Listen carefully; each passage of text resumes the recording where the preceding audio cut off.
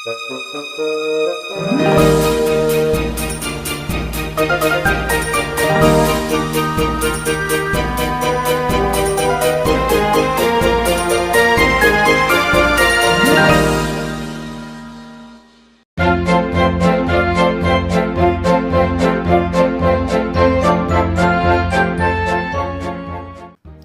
guys, Thomas and Friends 47 here, and today we're taking a look at the brand new for 2025. This is the classic James. Here we can see with the packaging, it just looks so nice to get this style of packaging back. Again, of course, with the CGI characters on there, it's just really neat. Here's a look at the back of the packaging. On the side, we can see that nice render of James there. Here's a look at the top of the packaging. They even have the 80th anniversary logo on top. And here's a look at the bottom, and we'll see that great Thomas barcode there. I love that. Alright, and here he is out of the packaging, and he looks absolutely splendid. So it's very similar to the classic James model that we got as just the Small Friends release. Very similar indeed. The difference here is the buffers and the gray running board, and I have to say it makes a world of difference. I love it so much. I think it really makes the model stand out even more so than the previous model. Here's a look at the back of the engine and the back of the tender. And here's a look at the top of the engine.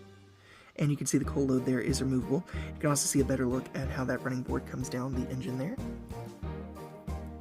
Alright, and then next up is this tanker, and this was actually kind of confusing to me, because for some reason I thought it was the same mold from the All In Just Go wave, but it's not.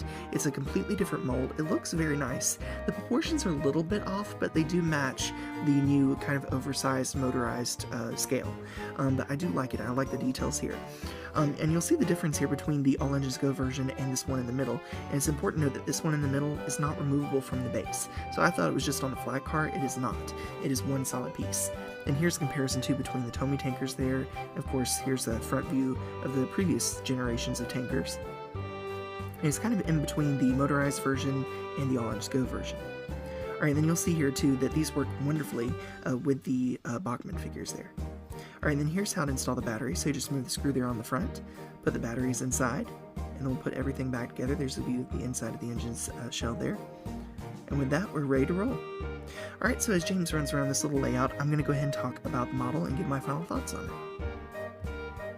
Alright, so all in all, what do I think of this model? Well, the entire motorized range has really impressed me. I think Mattel's done a great job with these models. They look spectacular, and it steps up from what we, we're getting for years.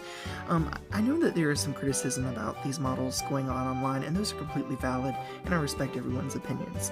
I don't see these as perfect models. Nothing is perfect. However, I do see where they are trying. There is an effort here, and that is what I appreciate. I feel that Mattel is at least trying now. With All In Just Go, it kind of felt like they weren't for a while. They make great merchandise that looked just like the show, and that's what we wanted for the CGI series and for the classic series, and we just never really got that from Mattel. So seeing that from them now is really refreshing, and it gives me hope for the future, honestly. But this is an incredible model for my reasons, because, the details on it, you have the handrail details, the bolt details, the painted running board looks amazing, the buffers look really great too. Do I wish the running board continued through the entire model? Absolutely.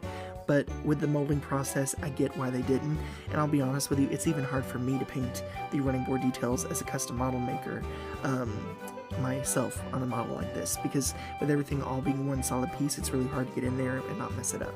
So I get that. But all in all, I really do like this model. I love the painted running board, I love the painted buffers, I love the new tanker too, and I actually plan on getting a few more of these just for that rolling stock as well. So anyway, that's my thoughts. Let me know what you think in the comments below. Let me know which model I should review next. As always, I'll see you all again very soon. Bye for now.